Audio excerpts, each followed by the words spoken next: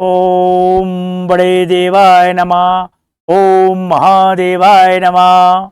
ओम बड़ा देवाय नमः। ओम महादेवाय नमः। स्वर योग से दिव्य ज्ञान प्राप्त होता है। आप के अंदर अपार ऊर्जा आ जाएगी अगर आपको स्वर योग सूर्योदय का ज्ञान है। प्रत्येक जीव का जिंदा रहना, पूर्ण आयु प्राप्त होना इस बात पर सिद्ध होती है, इस बात पर निर्भर करती है कि उसकी श्वासें कितनी हैं, उसने कितनी श्वासें बर्बाद की हैं, कितनी श्वासें ली हैं, कितनी श्वासें छोड़ी हैं, श्वासों पर ही अवलंबित है।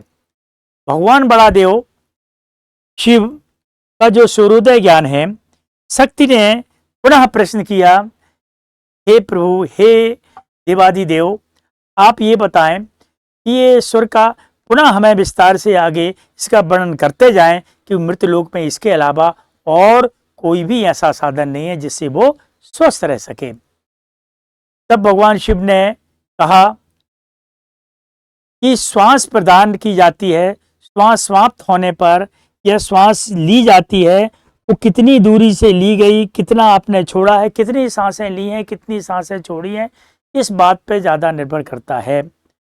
संसार में समस्त प्राणियों में जो प्राणी जितनी कम श्वास लेता है उसका उतना ही श्वास ये माना जाता है कि उसने इतनी सांस ली, वो उतने समय तक ज़्यादा जिंदा रहता है।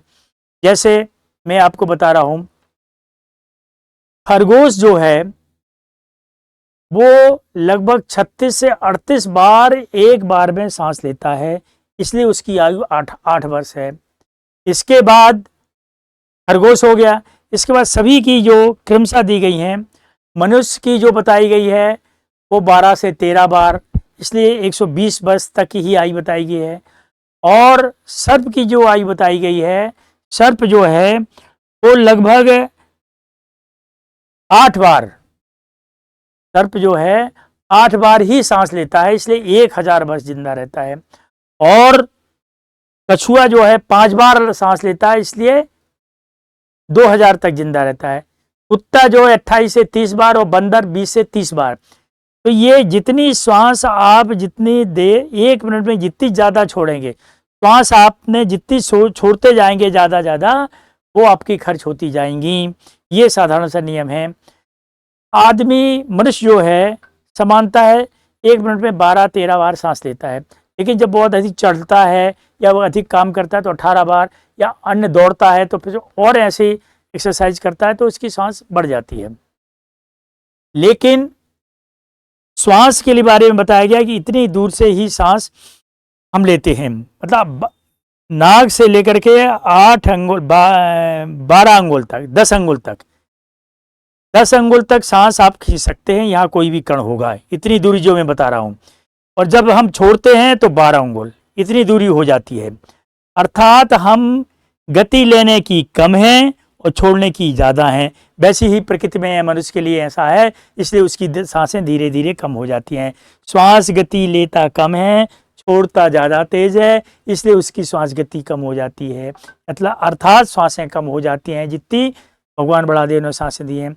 अब यदि आप शोक करते हैं, क्रोध करते हैं, ईर्ष्या करते हैं, दोष करते हैं, आप पाखंडी हैं, आप नाना प्रकार की आपके अंदर भ्रांतियां हैं जो कलयुग में सभी मनुष्यों में विद्यमान हैं, तो ऐसे करने से आपकी श्वास की गति निकलने की और तेज हो जाएगी। 2 अंगुल तो वैसे ही ज़्यादा निकल रही थी, अब और ज़्यादा तेज से निकलने लगेगी, तो आपकी धड़कन बढ़ जाएगी और आपको पसीना आने लगेगा। ये जब धड़कन इस तरह से बढ़ जाती है, श्वास तेजी से निकलने लगती है, तो आपकी आयु क्षीण होने लगती है, आपको रोग घेरने लगते। साधारण शब्दों में ये है कि क्रोध, शोक इस तरह से करने से सांस की गति बढ़ जाती है, सांस निकलने की गति तेज हो जाती है, आपको बीमारियां घेर लेती हैं। सतयायु जो भी मनुष्य हुए हैं, सतयायु, उनके ऊपर अध्ययन किया गया तो उन्होंने उनसे ये पता लगा है कि वो सांस कभी भी अधूरी नहीं छोड़ते थे। सांस अधूरी छोड़ने का मतलब भी आप समझ गए होंगे। हम सोते हैं, धीरे से सांस लेते हैं, पता ही नहीं लगता है, लेकिन सांस जब ली जाए तो पूरी कुंभक तक, नाभि तक, वो नाभि तक सांस लेते हैं। जैसे नीचे तक सांस लेते हैं और फिर छोड़ते, धीरे से सांस छोड़ देते हैं।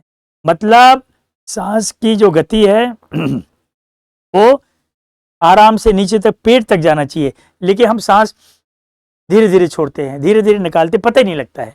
तो सांस को पूरे पेट तक जाना चाहिए। ये इसमें कई प्रकार की क्रियाएं हैं जो मैं आगे चल के और बताऊंगा। तो श्वास अधूरी ना लें, श्वास पूरी लें और फिर इसको छोड़ें। ये आपको अभ्यास प्राणायाम से होगा। प्राणायाम से होगा। जैसे आप इस तरफ से प्राणायाम करते हैं, इस तरफ से प्राणायाम करते हैं, प्राणायाम करते जाइए हैं और भस्ती क्रिया करते जाइए। श्वास को छोड़िए, लीजिए, प्राणायाम करिए, ओम का उच्चारण करिए। ये सब श्वास और सूर्योदय में ही आता है। सूर्योदय से ही ये जो हमारा योग है ये पूरे सूर्योदय से ही संबंध है, सूर्योदय से ही लिया गया है। जो शिव सूर्योदय है उससे योग को लिया गया है और इसी से पूरा प्राणवायु निश्चित रूप से आप मनुष्य जो लेता है। अब ये निश्चित रूप हो गया है कि हमारे सांसों का हिसाब होता है। हमें भगवान ने कितनी सांसें दी हैं, बड़ा देव ने कितनी सांसें दी है, शिव ने जो सांसें दी हैं, उस सांसों से जब सांसें खत्म हो जाएंगी तो हमारी अब की मृत्यु हो जाएगी। कहा गया है पगले सांसों का भी हिसाब होता है। कितनी सांसें ली तुमने, कितनी सांसें छोड़ी हैं, कितनी सांसें बर्बाद की, वो कितनी सांसें बची हुई हैं और तुम्हारी मृत्यु कब है और जीवन कितना बचा हुआ है ये सांसों पर ही निर्भर है। सांसों को बर्बाद मत करो और सांसों को क्रोध में मत छोड़ो और दोष ईर्ष्या में पड़ करके अपनी सांसों को बर्बाद मत करो। ये भगवान बड़ा देव का ज्ञान है, इसको फैलाते रहिए, इसको आगे बढ़ाते रहिए। इस चैनल को आगे बढ़ाइए, सब्सक्राइब करिए और लाइक करिए, जिससे ये भगवान बड़ा देव का सांसों को ज्ञान विज्ञान सब जगह फैलता रहे। धन्यवाद। जय हिंद, जय भारत, जय जय बड़ा देव की, जय जय बड़ा देव की। ओम नमः शिवाय, ओम नमः शिवाय।